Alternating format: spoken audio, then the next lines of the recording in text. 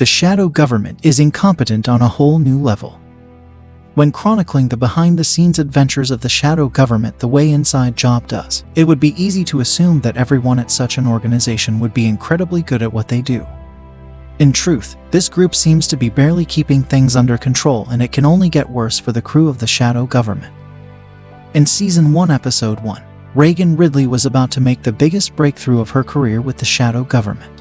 She spent years working on Robotus. It was a hyper-intelligent copy of the president that could perfectly emulate and replace him.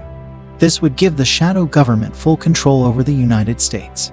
But this episode also set the tone for the continual failure that the shadow government brought to the table.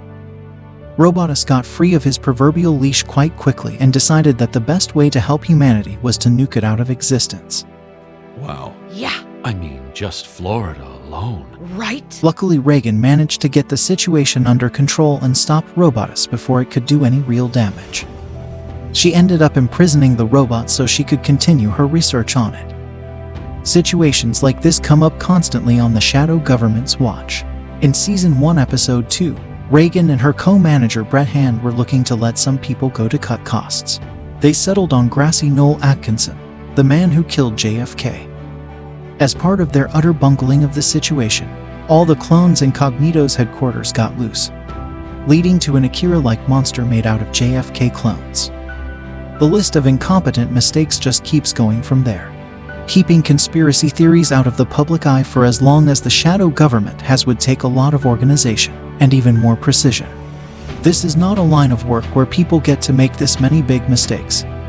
Yet the shadow government makes them constantly throughout Season 1 of the series.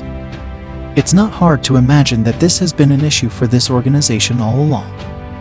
There hasn't seemed to be much in the way of external consequences for anyone at Cognito Inc. A few people like JR have paid a price for their mistakes. The fact that he was caught embezzling from the company didn't help his situation either.